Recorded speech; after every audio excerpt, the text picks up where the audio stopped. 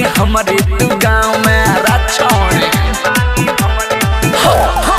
उनको तो बाड़े रे छौड़ी तू ताव में नची आइल बाड़े हमारे तू गाँव में घर से आईनी हदौरी हमर बाबू देखत हवा ना दाप देती छौड़ी हमर बाबू देखत हवा ना दाप देती छौड़ी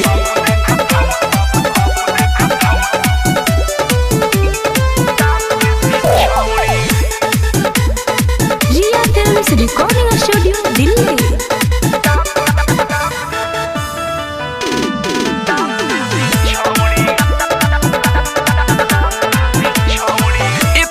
दहिया में देहना ठेकाव तू अभी बच्चा के राख ले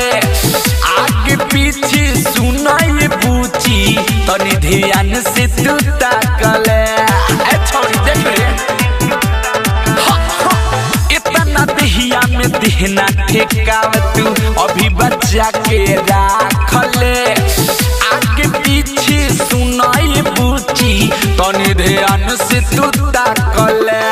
देवे के बेरी ना कह सौरी हमर बाबू देखत हवा ना दाप देती छौड़ी हमर बाबू देखत हवा ना दाप देती छौड़ी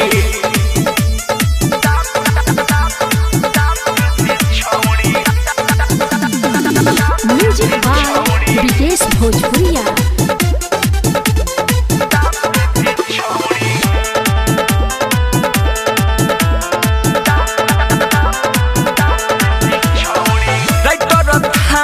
मिठू मिसाइल ओही पर नजर गड़इले बा तोरा जैसन के सुन रे पतर की मुँह में कतना धरइले बा राइटर थारू मिठू मिसाइल ओही पर नजर गड़इले बा